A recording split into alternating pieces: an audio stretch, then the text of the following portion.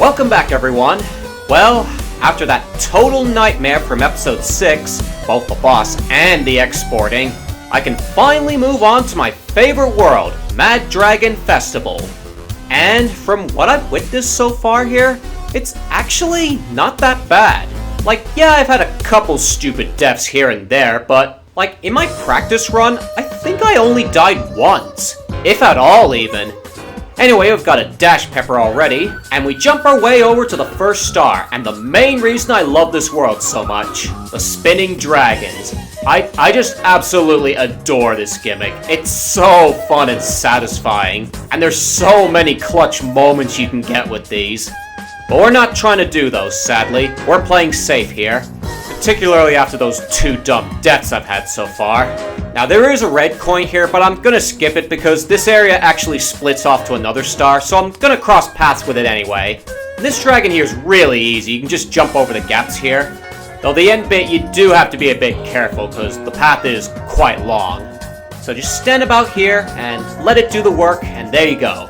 Next dragon's a bit trickier, but he's still not too bad. Once again, there are spots where you can skip large parts of his body. Do beware of the rotation, though. It's got me a couple times. As did this bit. Like, don't jump or anything, just walk onto it, like this. There we go. And just gotta watch out for the wall piece there. I'm not sure if it's insta-kill, but I'd rather not find out.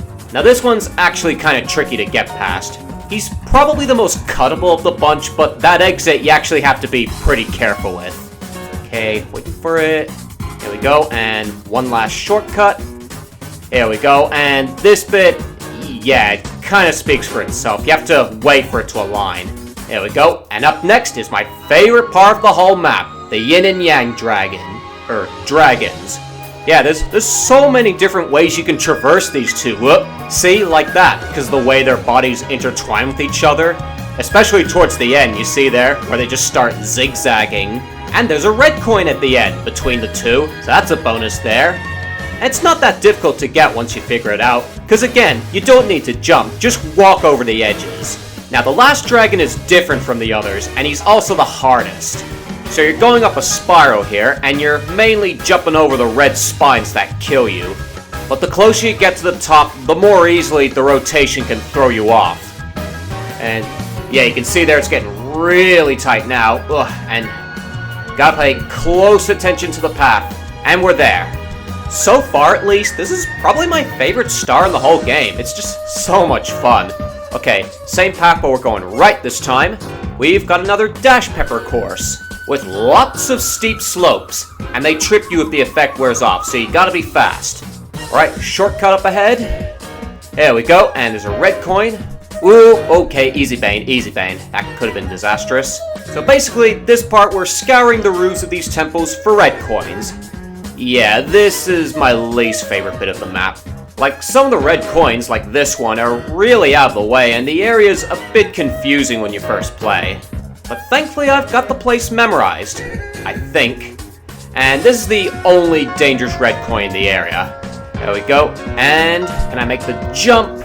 Ooh, oh, I got it, nice. Jump animation helped there. So one saving grace this area does have is that if you do fall into the pavement, you can just jump back up from that rail. I'm really not sure if there's another way back up. Actually, I probably should have jumped onto this temple. Oh well, what's done is done. We can now get on with the mission. So yeah, once more we'll be dealing with the dash pepper, and there's plenty more of these courses to come. And they get pretty absurd. Whoop. Yeah, they get pretty absurd near the end. Yeah, it's probably best you don't stand on the cloud when it's moving. Alright, here we go. Avoiding the spines, and to get this red coin on the roof there. Okay, and wait for it to run out. Okay, and that's how it's done. Okay, around the fire-breathing gargoyles. There's a tricky red coin coming up involving one of these. Wait for it, go. Yeah, I messed that up last time because I think I rushed it or something. I think it didn't register or something. Okay, gotta be quick.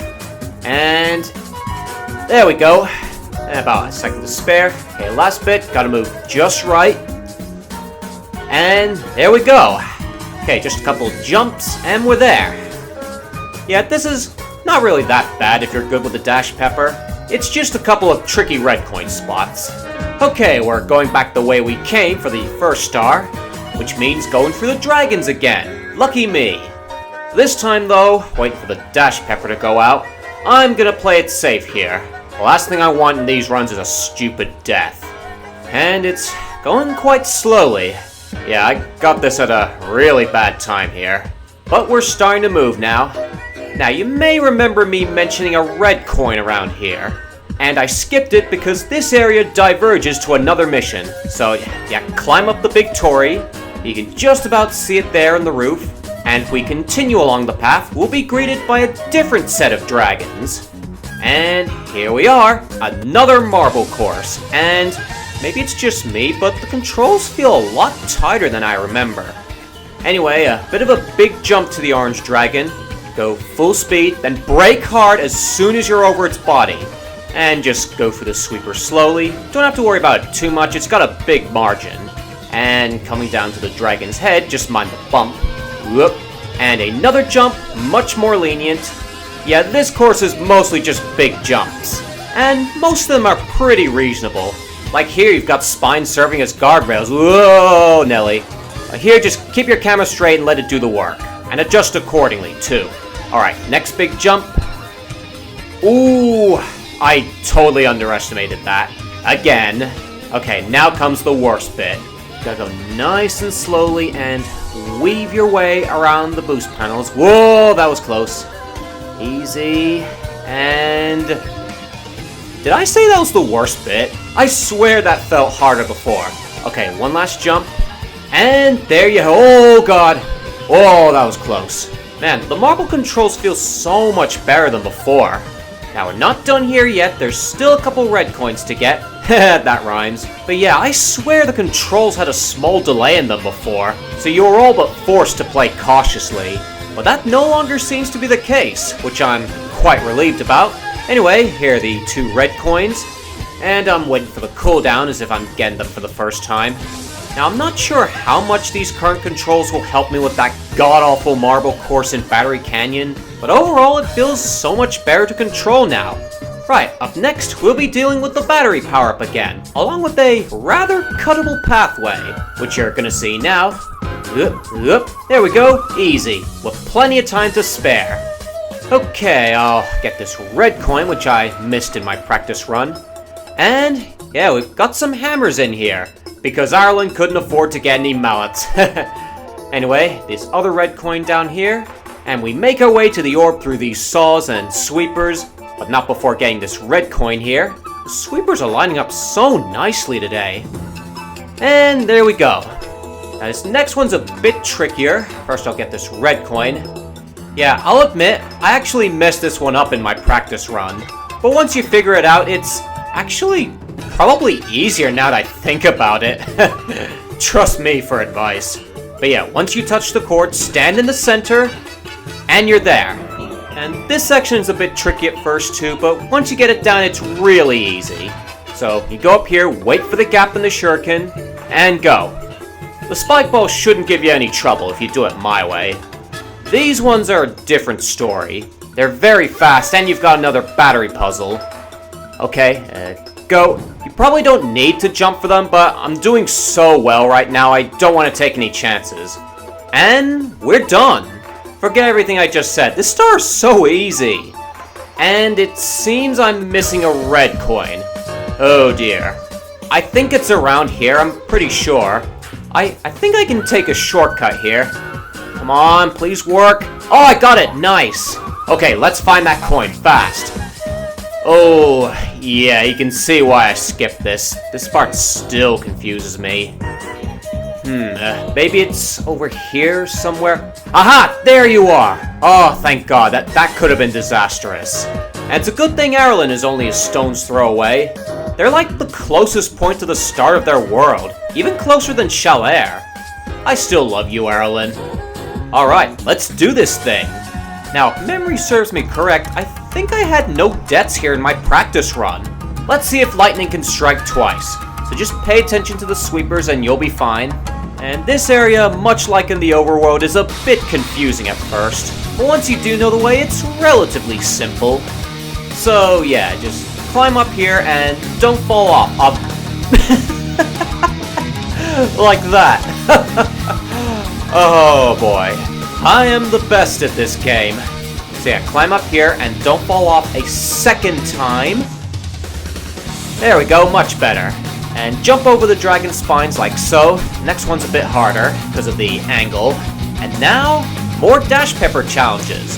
And here we must avoid the boosters. These ones here, as you see, are certain death if you touch them. Wait for it to run out, and go. And jumping off of the incline, going around, again, playing safe. And there's a corner jump up ahead. These boosters are fine, perfectly safe. Those are not. And return of the saw power-up. So jump over the left-facing one. Ooh, can I make it? No, I wasted too much time. Can I make it back? Ooh, just about. Alright, let's try that again. And there we go. And jumping over both of them, not risking it. As cool as it looks. And watch out for the mace balls. And you know, I'm just gonna call them that from now on. Okay, this is probably the hardest bit. And there we go. We should be golden. Just one bit left. And it involves the dash pepper. Okay, don't mess it up. Okay, ready? Go! Holding down space here. Jump around. A few more. I don't believe it. I can't believe this took less time to do than Wooden Workshop. What? Harlan, what is happening here? Well then, that's Mad Dragon Festival done. That went, much quicker than I expected. I don't know, maybe I'm just really good with the dash pepper or something? But then again, Ulipse's challenge course got me a few times, so, I guess it's just not as hard as I remember. Wow. Running along the dragon's twisted spinning body is just good times. Okay, here we... Oh. Whoops. Jumping off was not a good idea. And jump over the gap here. And here you just kind of have to wait for it to connect. Oh shit! Okay, so it slipped out from beneath my feet. Wow, Shenron there is really cross with me. Yeah, there's not much here to worry about aside from some mildly tricky red coins. What? And neglecting to take a lag into account. Yeah, that's kind of a problem with the dash pepper. Talk about a colossal breather. I wasn't expecting as much as the last world since obviously there's no boss, but I never could imagine having less trouble with this world than Wooden Workshop. But I will be fair here. Realistically speaking, this world is easily the harder of the two since there is a fair bit of stuff to be reckoned with here. Trial of the Seven Dragons has a few tricky transitions and the movement may be a bit disorienting to some, especially near the very end. Ninja Rooftop Run has the flaming gargoyles near the end as well as a couple weird red coin spots, but the main threat here concerning the missions is probably Dragon Ball Z. I mean course. Right off the bat, you got a big jump that has to be landed well, lest you fly off the edge. Then you got a series of large jumps that can kill you if you're not careful. And of course, the path littered with mostly fatal boosters. You gotta move slowly and steadily to get through.